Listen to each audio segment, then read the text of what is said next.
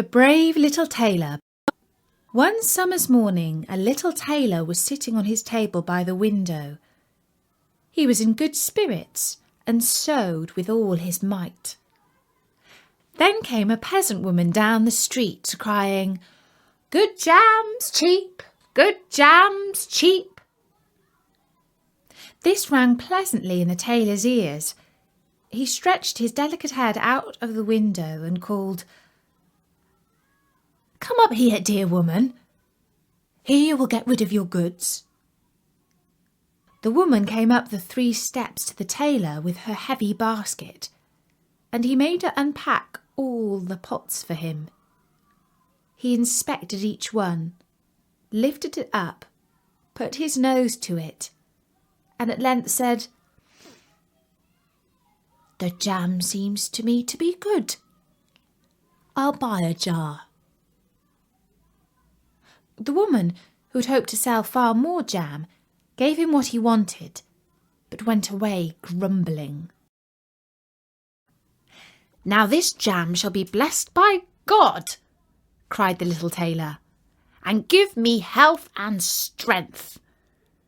So he brought the bread out of the cupboard, cut himself a piece right across the loaf, and spread the jam over it.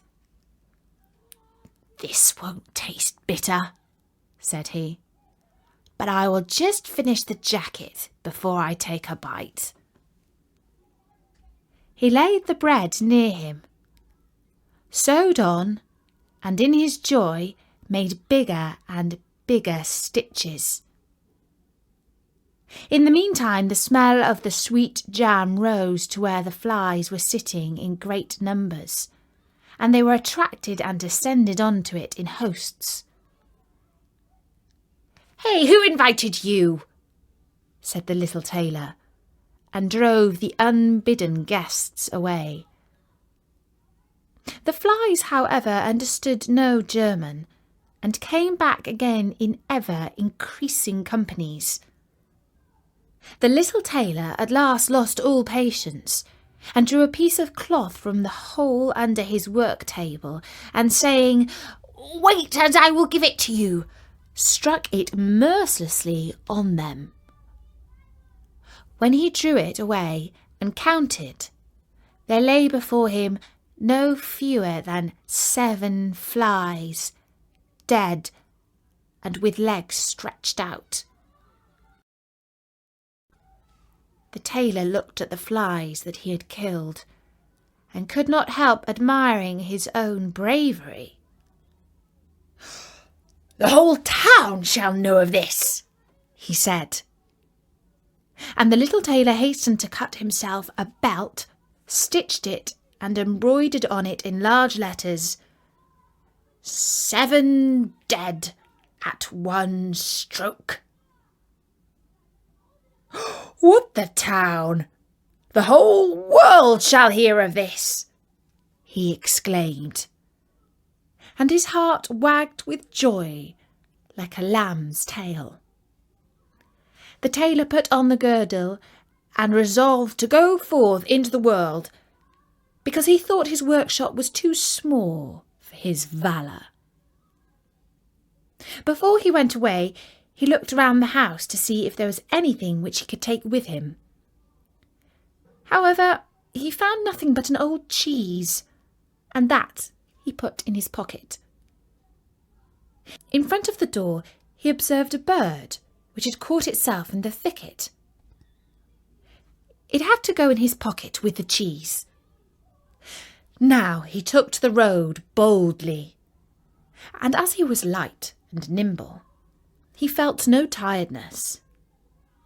The road led him up a mountain, and when he had reached the highest point of it, there sat a powerful giant looking peacefully about him. The little tailor went bravely up, spoke to him and said, "Good day, comrade. So you are sitting there overlooking the widespread world.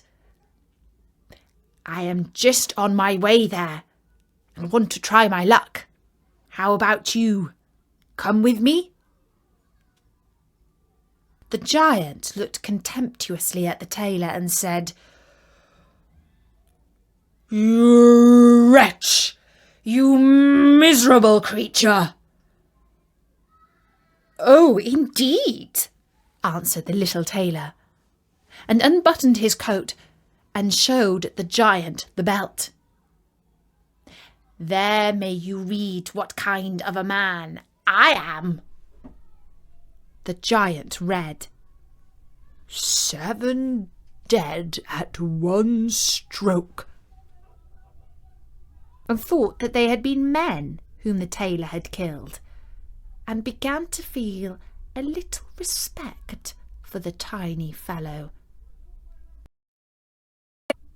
Nevertheless, he wished to try him first, and took a stone in his hand and squeezed it together so that the liquid dropped out of it.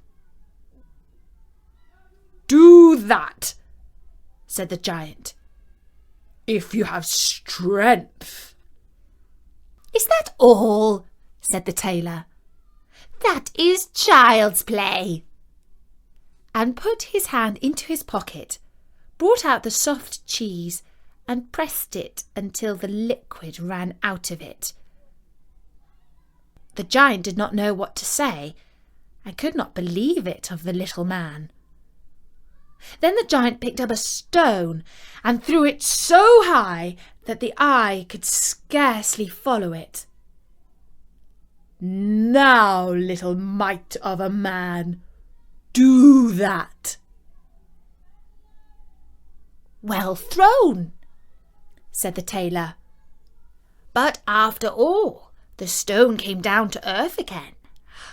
I will throw you one which shall never come back at all."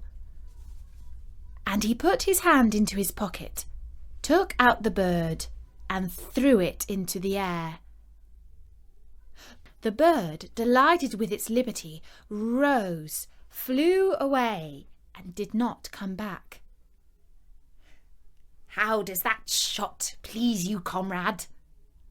asked the tailor. "You can certainly throw," said the giant. "But now we will see if you are able to carry anything properly." He took the little tailor to a mighty oak tree which lay there felled on the ground, and said, "If you are strong enough, help me to carry the tree out of the forest." "Readily," answered the little man. "Take you the trunk on your shoulders, and I will raise up the branches and twigs. After all, they are the heaviest." The giant took the trunk on his shoulder, but the tailor seated himself on a branch, and the giant, who could not look round, had to carry away the whole tree, and the little tailor into the bargain. He behind was quite merry and happy, and whistled the song, "3 tailors rode forth from the gate," as if carrying the tree were child's play. The giant, after he had dragged the heavy burden part of the way, could go no further, and cried, "Now I shall have to let the tree fall." The tailor sprang nimbly down, seized the tree with both arms as if he had been carrying it, and said to the giant, "You are such a great fellow, and yet cannot even carry the tree." The giant said, "If you are such a brave fellow, come with me into the cave and spend the night with us." The little tailor was willing and followed him. When they went into the cave, other giants were sitting there by the fire, and each of them had a roasted sheep in his hand and was eating it. The little tailor looked round and thought, "It is much more spacious here than in my workshop." The giant showed him a bed and said he was to lie down in it and sleep. The bed, however, was too big for the little tailor. He did not lie down in it, but crept into a corner. When it was midnight and the giant thought that the little tailor was lying in a sound sleep, he got up, took a great iron bar, cut through the bed with one blow, and thought he had finished off the grasshopper of a man for good. With the earliest dawn the giants went into the forest, and had quite forgotten the little tailor, when all at once he walked up to them quite merrily and boldly. The giants were terrified. They were afraid that he would strike them all dead, and ran away in a great hurry. The little tailor went onwards, always following his pointed nose. After he'd walked for a long time, he came to the courtyard of a royal palace, and as he felt weary, he lay down on the grass and fell asleep. Whilst he lay there, the people came and inspected him on all sides, and read on his belt, 7 dead with one stroke. "Ah," they said, "what does the great warrior want here in the midst of peace? He must be a mighty lord." Soon the tailor was brought before the king, who had made a request to meet him.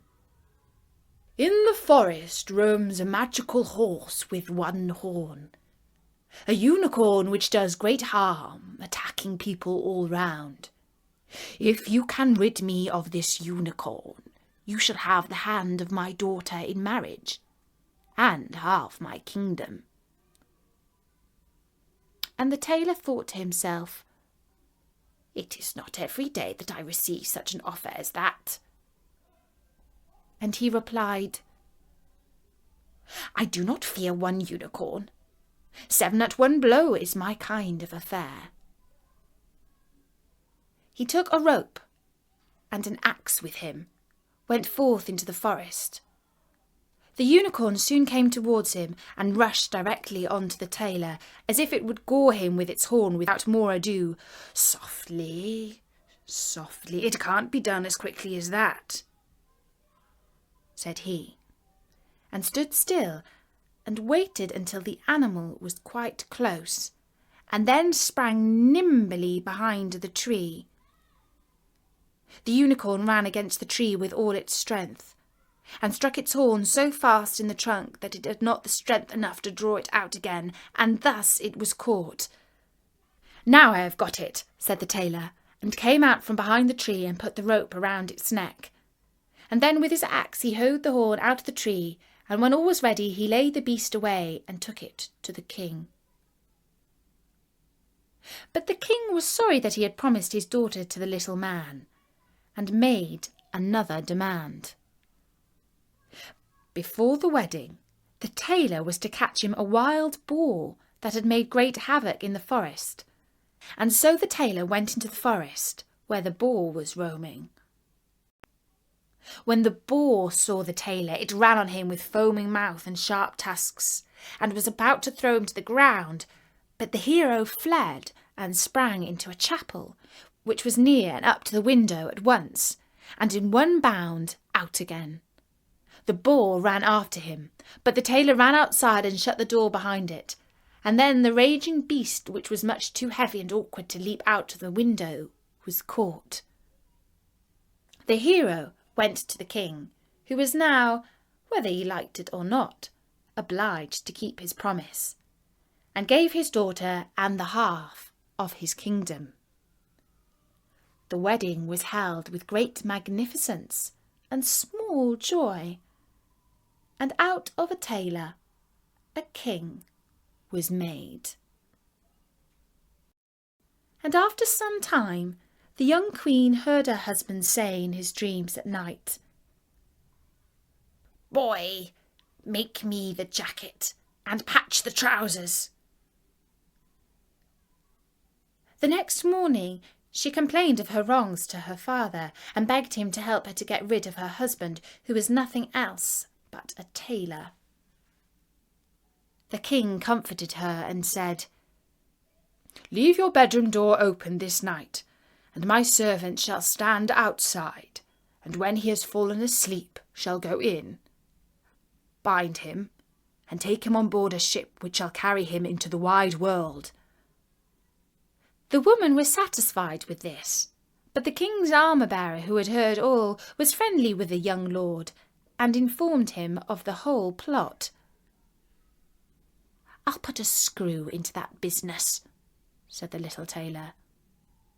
At night he went to his bed with his wife at the usual time, and when she thought that he had fallen asleep, she got up, opened the door, and then lay down again.